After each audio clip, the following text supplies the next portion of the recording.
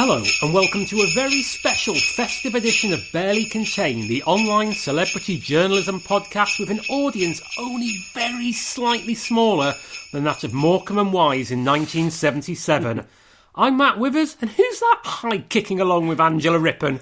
It's Chris Beckett. Ho, ho, ho, Matt. Merry Christmas. Merry Christmas to you too, Chris. How are you doing? I'm all right, thanks. How are you? Yeah, I am feeling very jolly at this time of the year.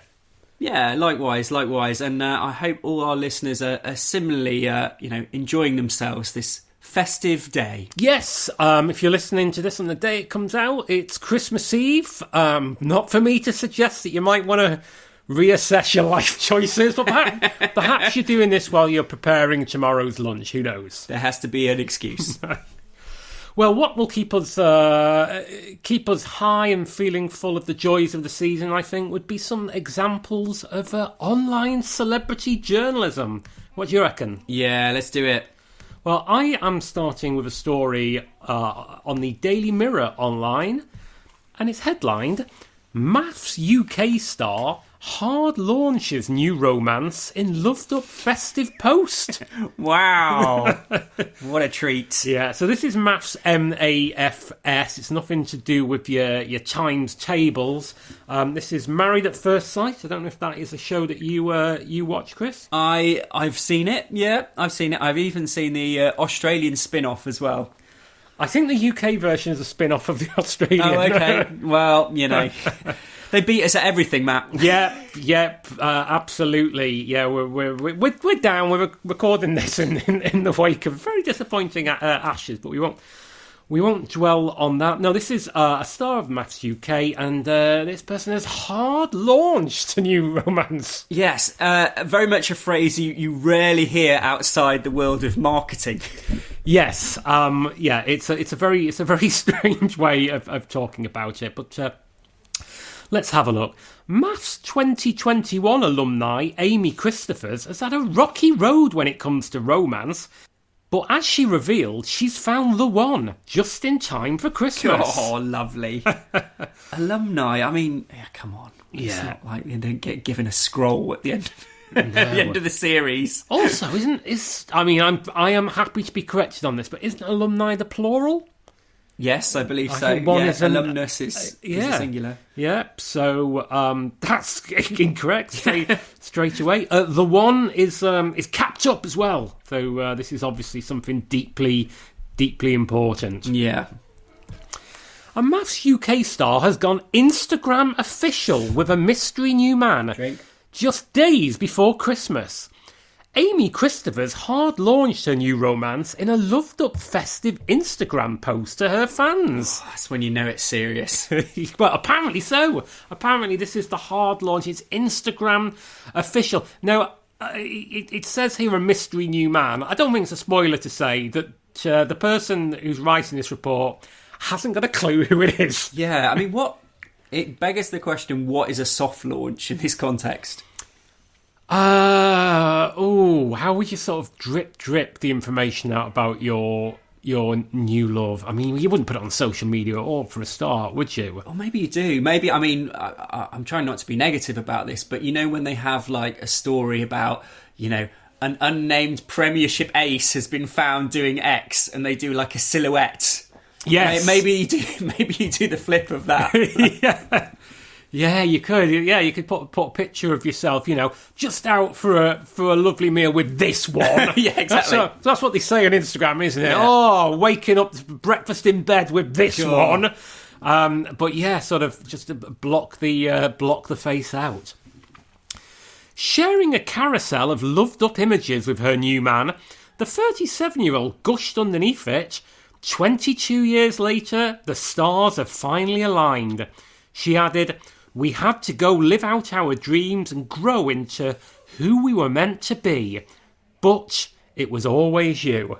Oh, that's not... I mean, a carousel, that's a good chunky number of images. Yeah, there's a lot of loved up images. So what's going on here? Because we know no more or less than the showbiz reporter who's written this. So the 37-year-old gushed 22 years later. So we're referring to someone she perhaps met when she was 15 years old. Yeah, always a good a good time to think about, the one. Yeah, we should all, if you're listening to this and you're 15 years old, what are you doing? It's time to settle down. Don't want to get left on the shelf. Stop messing around with your Nintendo Game Boy. It's about time you were getting yourself hitched. The reality star turned sports presenter seems to have fallen head over heels for an old flame, or perhaps a childhood sweetheart, and shared an adorable set of snaps showcasing her new love, who she did not name in the post, but mentioned that she'd known him for 23 years. Oh, hang on. Yeah. Was it? Something's changed. Something rather important has changed, and that is the number of years she'd known this gentleman. In the previous paragraph, it was 22, but time goes quickly these days, Chris, because now it's 23 years. And also we get into the realm of conjecture here, because it's like an old flame, or perhaps a childhood sweetheart. Yeah. You know no more than anyone else. Maybe someone she met in Blockbuster Video by chance. Yeah. The reality star turned sports presenter. Are you aware of... I wasn't. I mean, I wouldn't say I'm, like massively au fait with the current roster of sports presenters. I mean, everyone's having a bash of match of the day at the moment, aren't they? Or it could just be one of those sports that nobody watches. I mean, let's be honest. If she presents MotoGP... Yeah, I wouldn't be, yeah. She's not going to turn heads on Fifth Avenue, is she? Yeah. In the first, she shared a Christmas bauble on her tree with a pic of her and a mystery man, and others in a lavish bedroom, a bathtub with candles dotted around it, and a shot of a bed with the words, "Will you be my girlfriend?" spelt out in rose petals. Well, it's good to know that the romantic gestures you would consider doing as a 15 or 16-year-old are still being wheeled out 22 or 23 years later. I mean, come on, mate. Like, if you are in your late 30s, don't put the words "Will you be my girlfriend?" in rose petals on a bed. Yeah. Come on. I'd like to think that by the point you've got to you've got access to the bedroom. But there's a lot going on here. I'm getting very much the weird guy with the Bob Dylan style notes from Love Actually vibe. Yeah. Amy may have found true love, but it's been a long road to get here. Her rollercoaster relationship with her Married at First Sight UK groom Joshua Christie didn't make for easy viewing. Indeed, it was an experience she later claimed had ruined her life. Wow, it's almost as if the whole concept of marrying someone you don't really know can put you on the road for problems. Yep. It's in the small print that it can have bad consequences as well as good when you marry someone that you have literally just met. In the explosive 2021 series of the show, the pair locked horns over everything, from where a bottle of wine should be kept to Joshua messaging another bride before filming. Some red flags there. I mean, I'm intrigued by the whole row over the bottle of wine. Yeah. Where were they? What was they arguing about? I know. I mean, white, I could say, I'm a traditionalist. Slap me down in the fridge. Yeah. Red, not. Yes, I mean, I think that's pretty much my take on it. Although I suppose it feels like every summer, one of the broadsheets will have a piece saying, "Oh, why you've been doing red wine all wrong, and actually you should have ice in it." Yeah, well, But, I suppose that argument sort of pales next to messaging another bride before filming. Yeah, it's a sign that they're not a keeper. Yeah, it would certainly be something that would invite concern. But Amy, who didn't reveal who her new man was, has clearly met the guy of her dreams. Clearly. Yeah. She told OK in an exclusive interview last year that being on MAFS had taught her some hard lessons on what she'll accept when it comes to love. Okay, some learning. Yep, get 15-year-olds, get your pad and your pen out. Yep. These are important learnings. She confessed, I won't accept breadcrumbs anymore. When you ask for something and you get the bare minimum, so you're just grateful, I've realised I put everything into that other person and forgotten about myself. Preach. So she won't accept breadcrumbs anymore. Yeah. I mean, I don't... Sometimes you just want breadcrumbs, don't you? Yeah, I mean, who does normally accept breadcrumbs? Birds? Yeah, birds. Sparrows. Yeah. Most birds, really. Yeah. Although, again, listeners, you shouldn't, because a lot of waterfowl finds it very difficult to digest. Yes. You can get proper bird food at your local sort of vet dealers or online. Yeah, if you take nothing away from this episode, that's an important thing. Yeah, don't feed birds bread. So I know in my next relationship to keep my own cup topped up before giving to someone else. In the past, it's been dehydrated and cracking because I've given that other person my everything. Yeah, I mean, I'm familiar with the keeping your own cup topped up metaphor, but I'm not sure it really fits with dehydrated and cracking. I mean, how has your cup got dehydrated? Yeah. I mean, I see how it could crack. Mm. But one cannot have a dehydrated cup. Sometimes you just look at your cup in the cupboard and you're like, you look a bit thirsty there. In March 2022, Amy revealed she was dating firefighter Leon Mackenzie, 38, after the pair matched on Hinge, a lookalike of her ex-husband. She told The Sun at the time that a psychic had told her she would meet Leon back in 2020. Well, it's good that, she's really sticking to the tried and tested methods. Amy said at the time, the universe has delivered when I least expected it, and I couldn't be happier. Leon is spiritual and really romantic. He ticks every box on my huge list of requirements, and he's even soppier than me. I went on TV to find the man of my dreams, and it turns out all I had to do was go on a dating app. Yeah, I mean, I am putting a slight line through the word "the one" at this stage. Yeah, there's been a few. Well, I mean, I'm just maybe being a bit cynical and that things might not possibly last for the long term. But I hope they do. Yeah, it's Christmas. This time of year, you hope that romance wins out. I mean, I love the idea that she went on TV to find the man of her dreams. It turns out all I had to do was go on a dating app. Yeah, I mean, it's like the other day when I went on TV to try and find a bed guard for my daughter's bed, and it turned out all I had to do was go on Facebook Marketplace. Very much the same.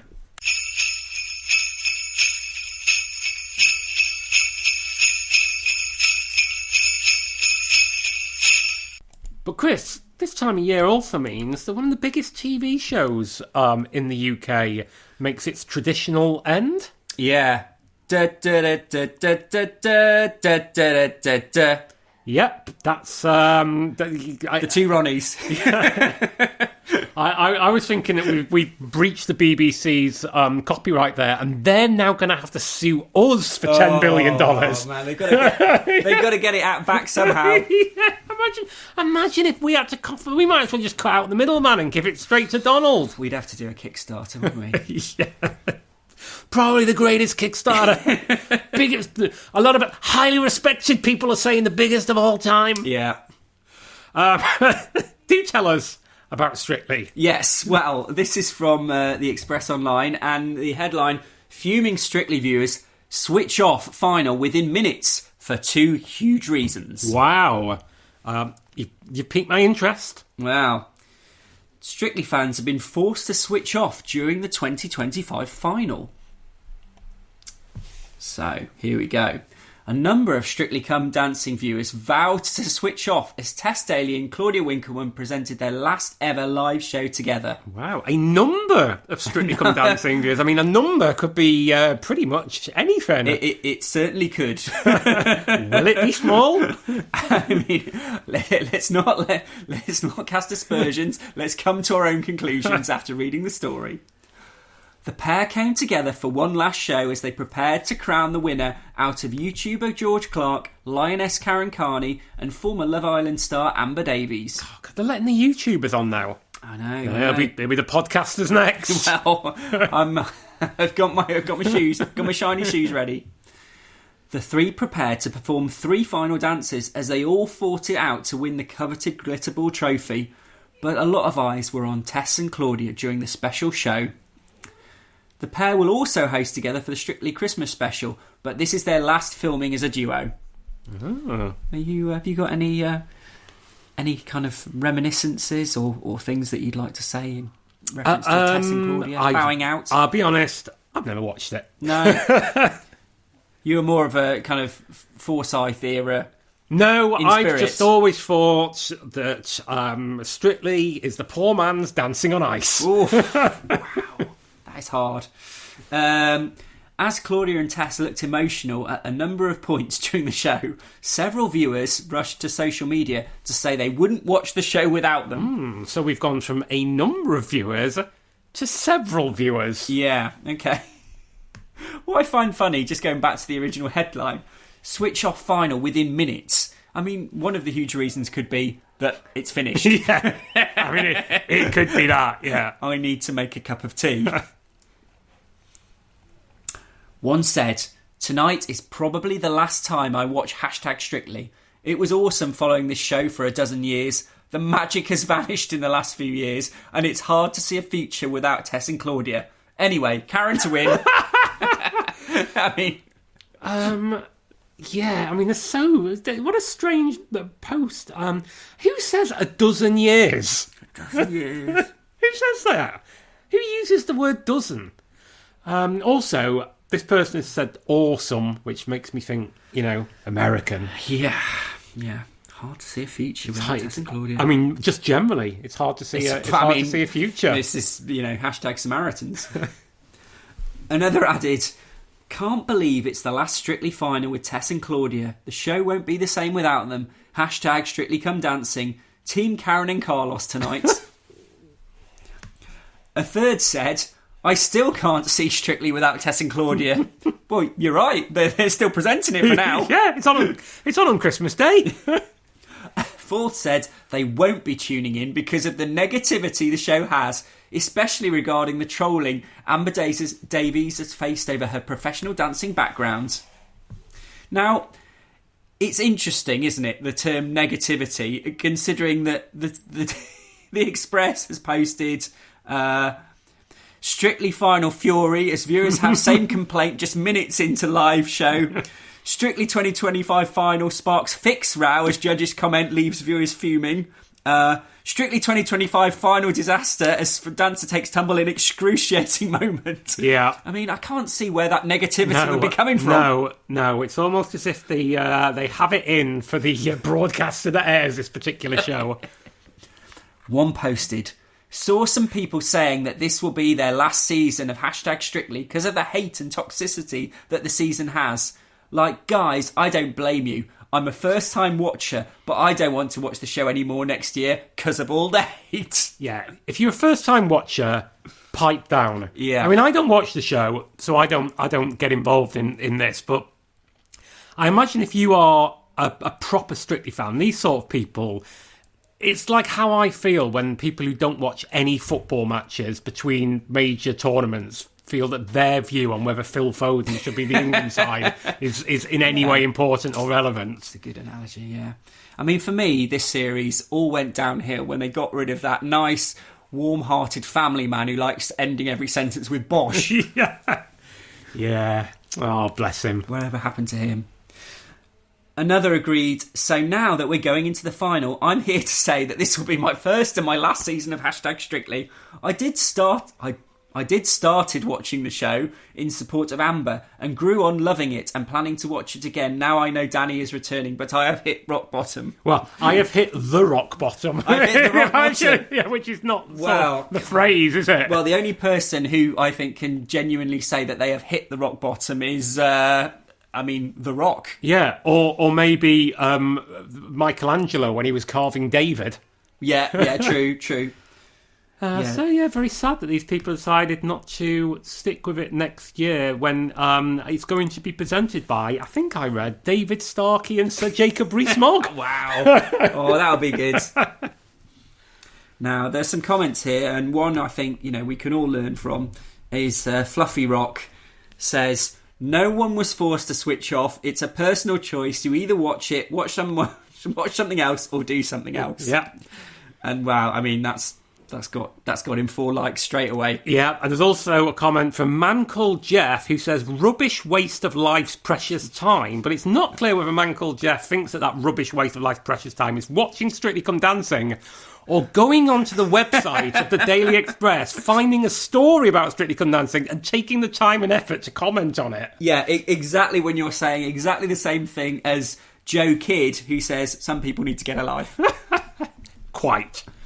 But then we're talking about it, so... Yeah, more fool us.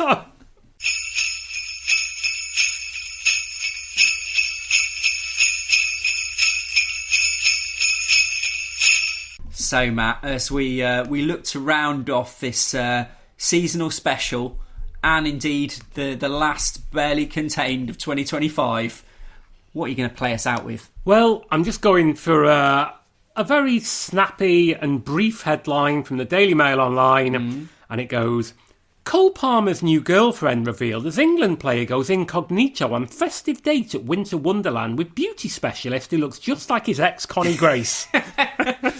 Wow. Yes, there's certainly been some urgent SEO lessons in Northcliffe House. Yeah. Make sure that you get Winter Wonderland in there. Make sure you get Connie Grace in there. Yeah. England player Cole Palmer enjoyed a festive night out with his new girlfriend at Winter Wonderland on Thursday, and she looks exactly like his ex. What are the chances? I know. What are the chances?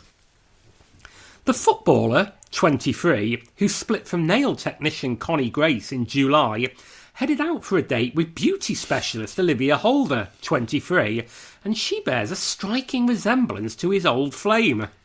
It does seem like he might have a type.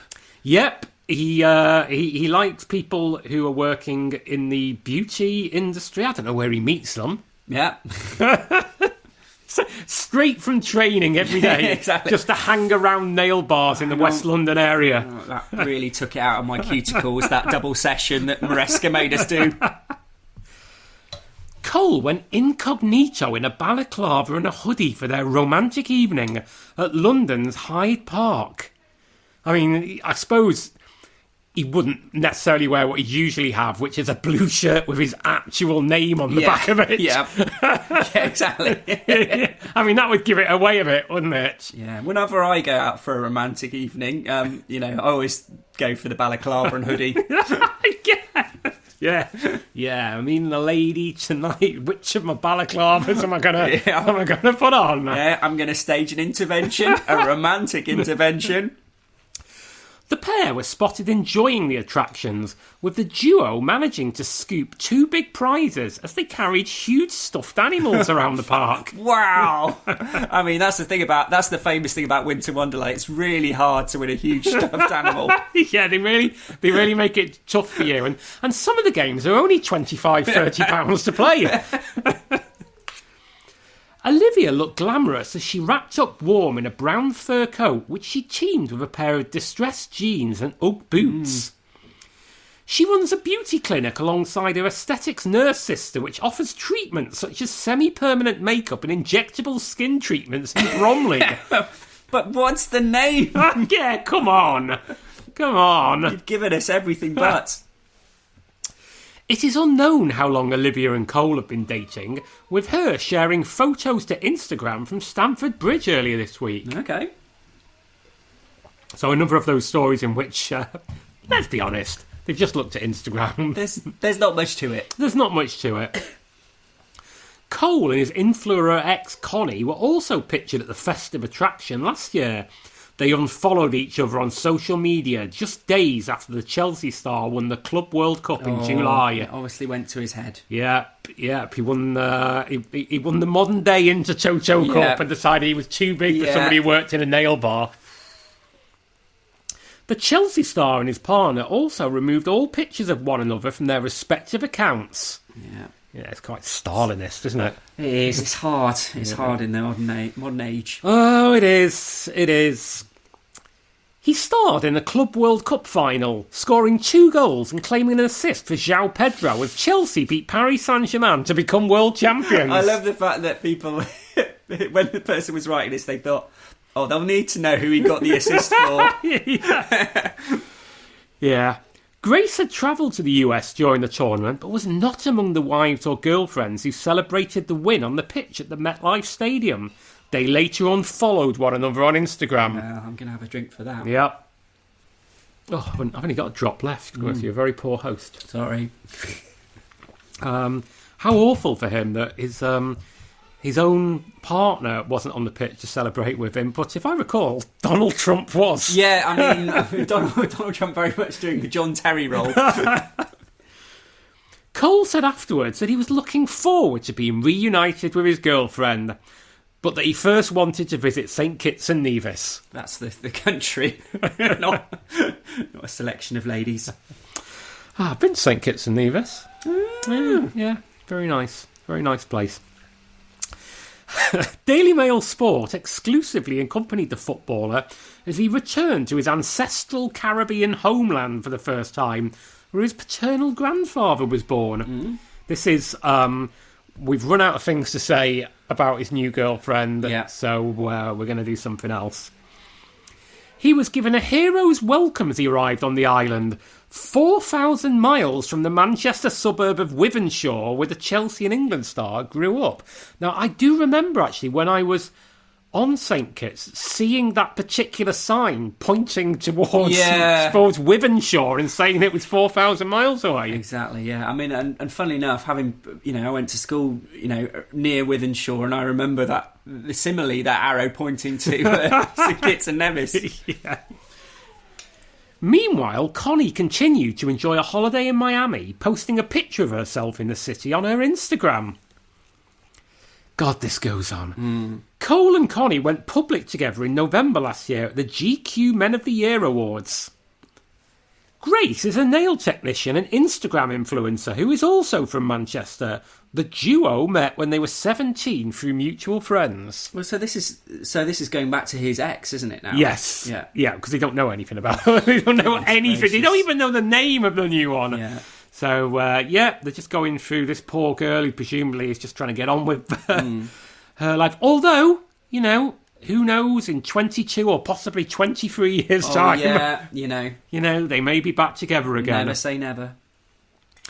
In March, she said, Cole now is the same Cole that I met when I was 17. Obviously, he's changed. Fantastic. He's grown up now, and his life now is completely different.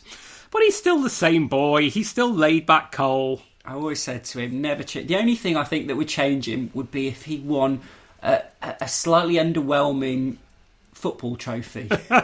Yeah, and then a massive bear from Winter Wonderland. Cole will adapt to whatever situation he's in. He's not bothered that he's that far from home because all he wants to do is play football. And if it means leaving home and being in a place which is completely different to where he's from, he'll do it. Well, I think that's a relief to any manager who's wondering if he can do it on a rainy night away in Stoke. Yeah. And to be fair, he's moved to somewhere completely different from where... He's not moved to Osaka. Yeah. He's moved from Manchester to London. Can you imagine the acclimatisation that needs to go on when you move from Wythenshawe to West London. Yeah.